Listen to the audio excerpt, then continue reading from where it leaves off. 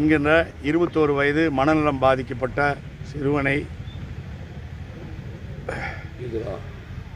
யுதுரா trust என்கிற நிறுவனத்திலே 3.5 மாதங்களுக்கு முன்னால் அவருடைய தந்தையார் படிப்புக்காகவும் பாதுகாப்புக்காகவும் பராமரிப்புக்காகவும் கொண்டு வந்து விட்டிருக்கிறார். மாதம் 40,000 ரூபாய் அதற்கான கட்டணத்தொகையை செலுத்தி கொண்டிருக்கிறார். இப்போது அவர் திடீரென்று காணவில்லை என்று சொன்னபோது அந்த நிறுவனத்தை சேர்ந்தவர்களே இவர்களோடு சேர்ந்து தேடுவதைப் போல ஒரு வார காலமாக தேடிக்கொண்டிருக்கிறார்கள். இப்போது இப்படிப்பட்ட ஒரு சோகமான விளைவு நடந்திருக்கிறது என்று தெரிந்ததற்கு பிறகு நம்முடைய சூலூர் எம்எல்ஏ கந்தசாமி அவர்களுக்கு நெருங்கிய உறவினர் அவர் என்னிடத்திலே தகவல் சொன்னார். நானும் இப்போது காவல்துறை ஏஎஸ்பி அவர்களையும் ஆய்வாளர்களையும் சந்தித்து கேட்டிருக்கிறோம்.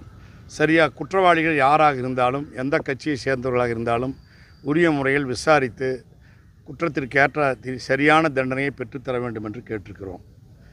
குற்றவாளிகளை நெருங்கி கொண்டிருப்பதாக காவல்துறை ஏஎஸ்பி அவர்களும் இன்ஸ்பெக்டர் அவர்களும் சொல்லியிருக்கிறார்கள். நிச்சயமாக குற்றவாளி அவர்களை இன்றைக்கு மாலைக்குள் கைது செய்ய வேண்டும். அவர்கள் யாராக இருந்தாலும் குற்றவாளிகளுக்குரிய தண்டனை பெற்றுத்தர வேண்டும். சம்பவத்தை பற்றி சரியான விசாரணை கொண்டு சென்று பாரபட்சம் இல்லாமல் நீதி வழங்க வேண்டும் என்று கேட்டிருக்கிறோம். அந்த பையன் உயிரோடு இருக்குன்னு சொல்கிறாங்களா, யாருன்னு சொல்கிறாங்க? என்ன சொல்கிறாங்க? இந்த பையன் உயிரோடு இருக்கிறதா தெரியல.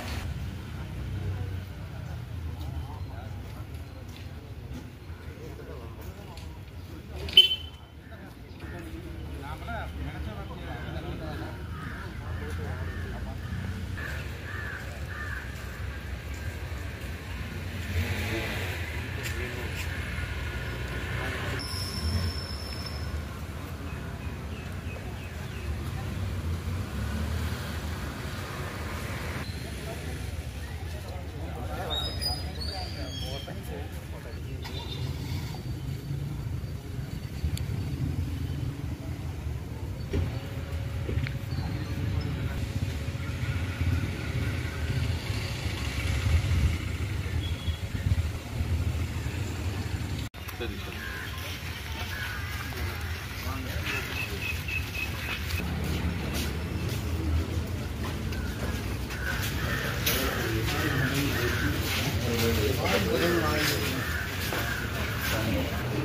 ஸ்டேஷன்லேயே அவர் ஃபோன் பண்ணிருக்காங்க.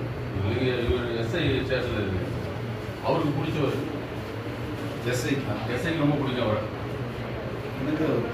அவருக்கு சரி விஜயகுமார் இவர் பேர் நான்